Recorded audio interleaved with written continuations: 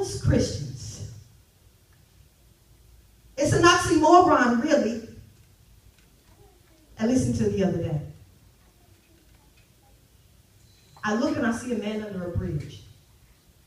And the state of his lethargy was frightening to me. I reach my hand out the window to give him some money, and God shows me that the only real difference between him and me was that his homelessness was involuntary. Let me show you what I mean. See, in church, we're driven out by everything but our spirits, more so our experience, and don't even get me started on offenses. It's kind of like a hand of spades. All it takes is for one person to leave, and everybody else follows suit. But I made eye contact with my partner, and he told me it's time to start cutting. And I mean cutting from the root, because he said the wheat and the tear, they grow together. All right, and the Bible hasn't changed in many, many years, so please don't shoot the messenger. I'm just a messenger. And every bit of it is rooted out of rebellion, in essence. It's a growing problem in the church. I like to call it spiritual adolescence. And I've learned my lesson.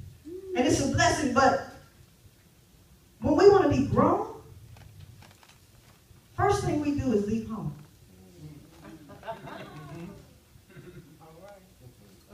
And we bounce around from church to church because we get caught up in this system.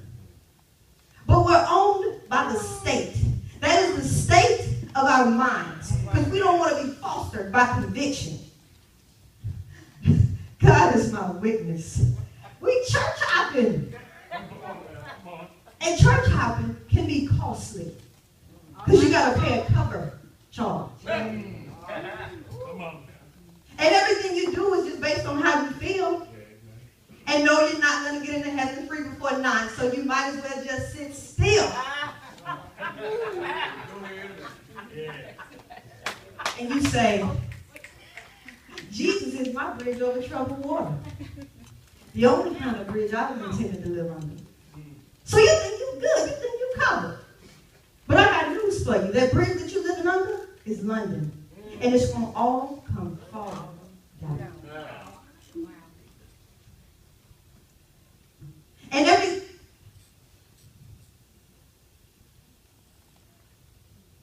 And we can hunger and thirst for righteousness so much that we can be deceived. And we dress it up real cute like, my season is up. I've grown as much as I can grow here. God is calling me. You're hard of hearing.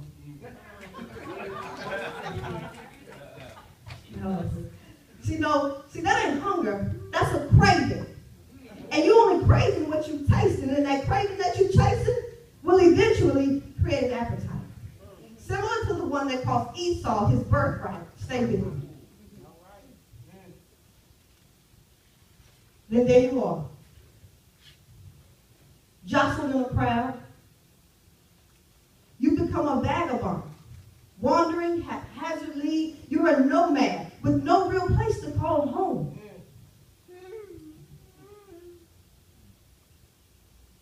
You've lost your identity.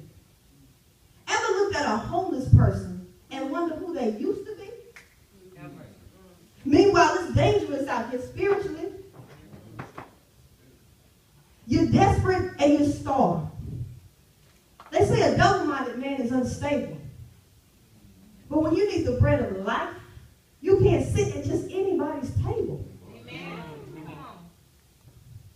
Auditioning your gifts and talents on the curb, next to a sign erected that says, we'll work for food, spiritual food. And next to a mug full of shattered hopes and dreams, with the mere hopes that someone will come along and just spare you some change. But I mean real change.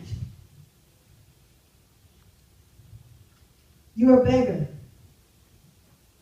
soliciting prayers, panhandling for a good praise and worship service, so don't get nervous. going right down your lane. Right down your alley. The alley that you've been living in. See, we trade paradise for paradise. Monopolizing our lives. And every time I get to this crossroad, I mean this railroad, I'm just praying that God would just give me another chance.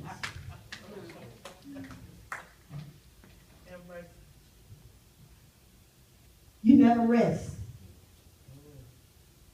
I mean, it's real easy to jump and shout and tell God how much we want to be used, but we got all these alarms going off around us, and we just keep pressing snooze.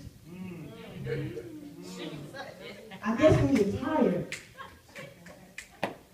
you'll sleep on anybody's park bench. I mean, pew.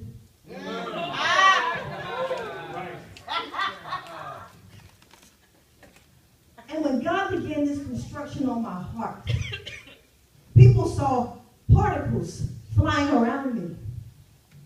Come to find out it was sawdust. So they saw dust in my eye, but didn't see the log in theirs.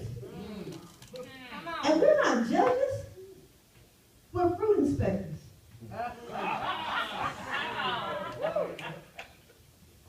And again, we can run and jump and shout hallelujah. What does that really mean when you can't handle rebuke? My Lord. No, I'm not judging you. I'm just inspecting your fruit. So be careful. Because you don't want to be out in the cold. Because there's really no difference between us and that man on the side of the road. My Lord. Stay home, y'all. Thank you. God bless you. Yeah!